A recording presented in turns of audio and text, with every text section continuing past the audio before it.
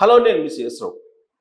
Telugu Desam party, BJP, Janasena పొత్తు పెట్టుకున్న తర్వాత ఆంధ్రప్రదేశ్లో ఉండేటువంటి పరిస్థితి ఏంటి అనే దాని మీద తాజాగా ప్రధానంగా 4 సర్వేలు వచ్చినాయి. ఈ 4 సర్వేల్లో ఒకటి వైఎస్ఆర్ కాంగ్రెస్ పార్టీ ఐపాక్ తోటి చేయించుకున్నటువంటి సర్వే, అది లీక్ అయింది. అది కూడా మీ ముందు ఉంచేటువంటి ప్రయత్నం చేస్తాను. అలాగే ఏబీపీ సర్వే, న్యూస్ 18 సర్వే, అలాగే పైనీర్, ఈ కంపేర్ చేసి అసలు ఆంధ్రప్రదేశ్లో ఉండేటువంటి ఆ పరిస్థితి ఏంటి, ఏ పార్టీకి ఎంత ఓట్ షేర్ ఉంది, ఎన్ని సీట్లు వచ్చే అవకాశం ఉంది అనేది మీకు విశ్లేషణ చేసి నేను మీ ముందుంచేటువంటి ప్రయత్నం చేస్తాను.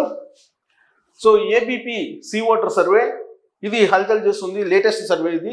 వాళ్ళు వేసినటువంటి అంచనా ప్రకారం ఓట్ షేర్ వచ్చేసి యూపీఏకి 3%, ఎన్డీఏకి 44%, ఆంధ్రప్రదేశ్లో వైఎస్ఆర్ కాంగ్రెస్ పార్టీకి 41.9. సో సీట్లు చేరుకొచ్చేటప్పటికి ఎన్డీఏకి 20 ఎంపీలు, వైఎస్ఆర్ కాంగ్రెస్ పార్టీకి 5. ఇది సి ఓటర్ సర్వే. సి ఓటర్ని మనం చాలా క్రైటీరియాగా తీసుకోవచ్చు.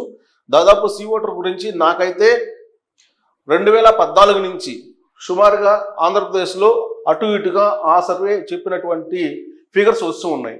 ఇక్కడ ఎంపీ సీట్లు ఇచ్చారు. MP Telugu Desam party, Janasena, BJP కూటమికి 20, వైఎస్ఆర్ కాంగ్రెస్ పార్టీకి కేవలం 5 మాత్రం వచ్చే అవకాశం ఉంది.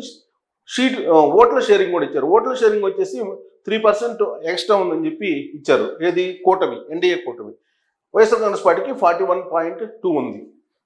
సో ఇక న్యూస్ 18 తాజాగా ఇచ్చినటువంటి దాని ప్రకారం ఎంపీ వచ్చేసి 18, కూటమికి తెలుగుదేశం పార్టీ, జనసేన బీజేపీకి, అలాగే వైఎస్ఆర్ కాంగ్రెస్ పార్టీకి 7 వచ్చేటువంటి అవకాశం ఉందన్నారు. అదే ఓట్ షేరింగ్ వచ్చేటప్పటికి కూటమికి 50% అని చెప్పారు. ఇక్కడ వైఎస్ఆర్సీపీకి 41%. ఓట్ షేరింగ్లో ఇక్కడ చాలా ఎక్కువ ఉంది, 4% ఎక్కువ ఉంది. ఏబీపీ చెప్పిన దానికన్నా కూడా 4% ఎక్కువగా కూటమి ఉంది, టీడీపీ కూటమి. కానీ సీట్ల షేరింగ్ వచ్చేటప్పటికి ఎంపీ 7 గెలిచేటువంటి అవకాశం ఉంది వైఎస్ఆర్ కాంగ్రెస్ పార్టీ అని చెప్పి అంచనా వేస్తుంది. కాంగ్రెస్ పార్టీకి 6%, ఇతరులు 3%. అది ఓట్ షేర్కి వచ్చేటప్పటికి చాలా హైగా ఉంది కూటమి ఇక్కడ. నెక్స్ట్ ఇక్కడ ఇది నేను వైఎస్ఆర్ కాంగ్రెస్ పార్టీ చేయించుకున్నటువంటి రహస్యమైనటువంటి సర్వే ఐపాక్ తోటి. అది మనకి కొంతమంది ఇచ్చినటువంటి సర్వే ఇది. అంటే దీన్ని సీక్రెట్గా కొంచెం కష్టపడి తీసుకోవాల్సి వచ్చింది. సో వాళ్ళు చేయించుకున్నటువంటి సర్వే ప్రకారం, వాళ్ళు ఐపాక్ది లీక్ అయినటువంటి సర్వే ప్రకారం వైఎస్ఆర్ కాంగ్రెస్ పార్టీకి ఓట్ షేర్ వచ్చేసి 39.60. ఇక్కడ 39.60 ఉంది ఇక్కడ వైఎస్ఆర్ కాంగ్రెస్ పార్టీ. అదే టీడీపీ కూటమికి వచ్చి 53.10 ఉంది. Others 3.80. So silent vote factor అనేది 3.50 ఉంది. సో కాబట్టి సైలెంట్ ఓట్ ఫ్యాక్టర్, అదర్స్ ఎక్కువ ఉన్నాయి. ఈ సైలెంట్ ఓట్ ఫ్యాక్టర్ని ఎస్టిమేట్ చేయలేము. ఒకవేళ సైలెంట్ ఓట్ ఫ్యాక్టర్ కనుక ఎక్కువ వస్తే ఇక్కడ 40+ వెళ్ళే అవకాశం ఉంది వైఎస్ఆర్సీపీ ఓట్ బ్యాంకు. అయినప్పటికీ కూడా ఓట్ షేర్ వచ్చేటప్పటికి చాలా హైగా ఉంది తెలుగుదేశం పార్టీ కూటమిది. ఇక్కడ సీట్ల షేరింగ్ వచ్చేటప్పటికి వైఎస్ఆర్ కాంగ్రెస్ పార్టీ 22 మాత్రమే అని చెప్పి ఈ సర్వే చెప్తుంది. తెలుగుదేశం పార్టీ కూటమికి 153 అసెంబ్లీ స్థానాలు వస్తాయని చెప్పి ఎక్స్పెక్ట్ చేస్తుంది. ఇది ఇంటర్నల్గా వైఎస్ఆర్ కాంగ్రెస్ పార్టీ చేయించుకున్నటువంటి సర్వేగా మనం దీన్ని భావించడానికి అవకాశం ఉంది. ఎందుకంటే కేవలం సర్వే మొత్తం నాకు రాలేదు, బట్ ఇది మాత్రం సమ్మప్ మాత్రం నాకు తెలిసినటువంటి వాళ్ళు కొంతమంది పంపించినటువంటి ఫిగర్ ఇది. సో వాళ్ళ అంచనా ఇది. ఇక పైనీర్ ఆల్రెడీ నేను గత 2 నెలల నుంచి ఎప్పటికప్పుడు ప్రతి 15 రోజులకు ఒకసారి ఈ పైనీర్ సంస్థ సర్వే చేస్తుంది ఆంధ్రప్రదేశ్లో ఉండేటువంటి సిచ్యువేషన్ని. దాని ప్రకారం చూస్తే కనుక ఇక్కడ సీట్ల షేరింగ్ ఎంపీ వచ్చేసి 18, ఏది ఎన్డీఏ కూటమికి. ఇక్కడ 7 ఎంపీలు వైఎస్ఆర్ కాంగ్రెస్ పార్టీకి. దీన్ని కన్వర్ట్ చేసుకుంటే వాళ్ళు ఎమ్మెల్యేలు కూడా చేశారు. పైనీర్ సంస్థ ఎమ్మెల్యేలో 104 వచ్చేటువంటి అవకాశం ఉంది తెలుగుదేశం పార్టీ కూటమికి. అదే వైఎస్ఆర్ కాంగ్రెస్ పార్టీ 47 అని వేశారు. సో అలాగే కీన్ కంటెస్ట్ 24 వేశారు, 24. సో ఆ కీన్ కంటెస్ట్ ఎక్కువగా తెలుగుదేశం పార్టీ కూటమికి ఉండే అవకాశం ఉందని చెప్పి కూడా అంచనా వేశారు. ఇక వాళ్ళు వేసినటువంటి ఓట్ షేరింగ్ని కనుక చూస్తే, ఓట్ షేరింగ్ తెలుగుదేశం పార్టీకి 52 ఉంది, 52. అలాగే వైఎస్ఆర్ కాంగ్రెస్ పార్టీకి 42, అంటే ఆల్మోస్ట్ 10% ఎక్కువ ఉందని చెప్పి ఎస్టిమేట్ చేస్తుంది. తెలుగుదేశం పార్టీ కూటమి హైయెస్ట్ ఉందని చెప్పి చెప్తుంది. కాంగ్రెస్ పార్టీ 2.4, బీజేపీ 1.5, ఇతరులు 2.1. సో హైయెస్ట్ ఓట్ బ్యాంక్ ఉంది, చాలా తేడా ఉంది, 10% హైగా ఉంది తెలుగుదేశం పార్టీ అని పైనీర్ సంస్థ తాజాగా అంచనా వేయడం జరిగింది. సో సీట్ల షేరింగ్ కూడా చెప్పడం జరిగింది. ఈ 4 సంబంధించి మనం కంపేర్ చేస్తే, ఈ 4ని కంపేర్ చేస్తే ఏబీపీసీ ఓటరు, అలాగే ఇదేమో న్యూస్ 18, ఇక్కడేమో వైఎస్ఆర్ కాంగ్రెస్ పార్టీ ఇంటర్నల్గా చేయించుకున్నటువంటి సర్వే సమప్పు, ఇది పైనీర్.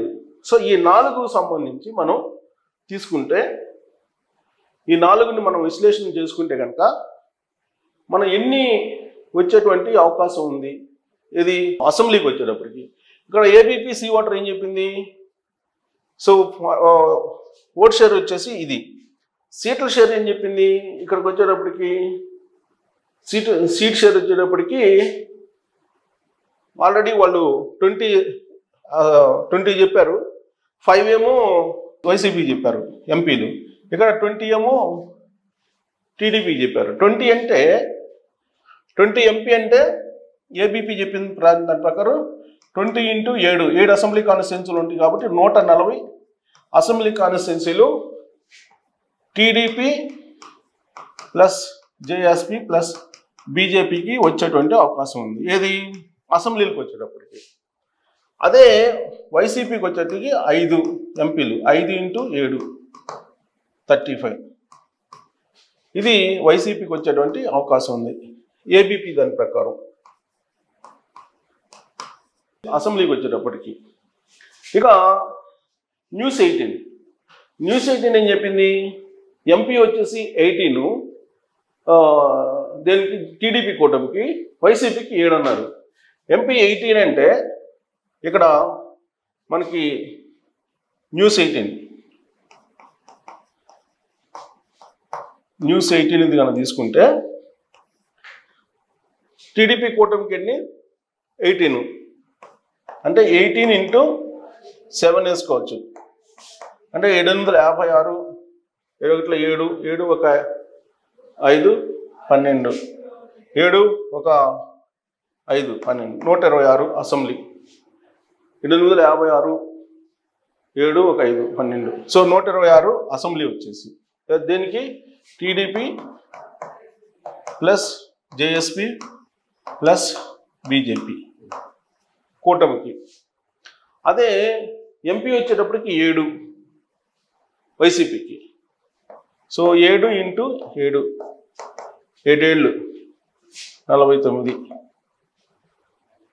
సో ఇది వైసీపీకి.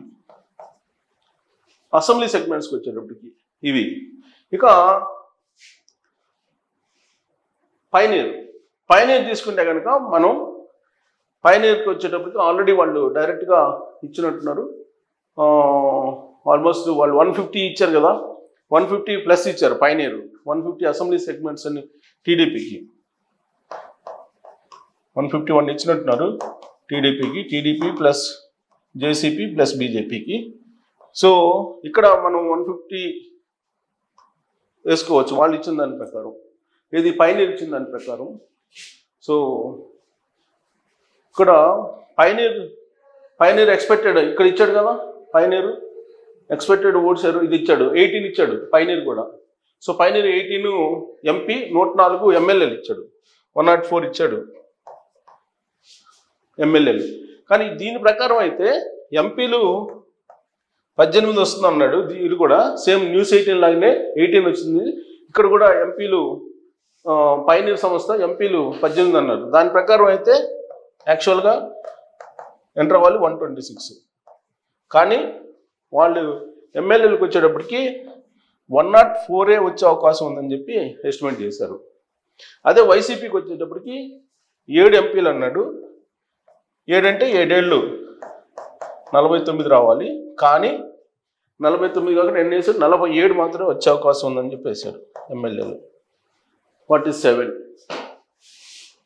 ప్లస్ అయితే కీన్ కంటెస్ట్ పెట్టాడు, 24 అన్నాడు కీన్ కంటెస్ట్. ఇక్కడ కీన్ కంటెస్ట్ 24 అన్నాడు. సో ఇది టీడీపీ, ఇది వైసీపీ.